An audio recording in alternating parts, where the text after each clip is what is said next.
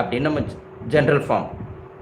எக்ஸுக்கு பதில் எக்ஸை போட்டுட்டோம், ஒய்க்கு பதில் நம்மளுக்கு என்ன கிடைக்குது, -9 கிடச்சிருக்கு போட்டிருக்கோம், ப்ளஸுக்கு ப்ளஸ் போட்டுறோம், ஒய்க்கு பதில் ஒய்யை போட்டுறோம், பிக்கு பதில் நம்ம 4 கிடச்சிருக்கு, அந்த 4 போட்டுறோம், = 1. அப்போ எக்ஸுக்கு எக்ஸே தான் இருக்குது. அப்போது ஏக்கு பதில் அந்த இடத்துல என்னது -9 இருக்குது.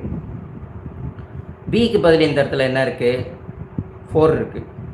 நம்ம கம்பேர் பண்ணும்போது we get x intercept and y intercept. அப்போ x intercept a equal to எவ்வளவு -9.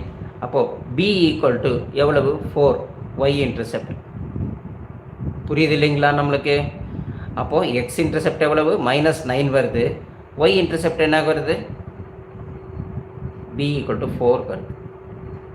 புரியுது இல்லைங்களா? அப்போ இப்போ இங்கே பார்க்கும்போது நீங்கள் கேட்கலாம், X intercept equal to A equal to -9 வந்திருக்கு சார் அப்படின்னா, -9 இந்த பக்கம் வரும், இப்படி போகும் டயக்ராம் இப்படி வந்து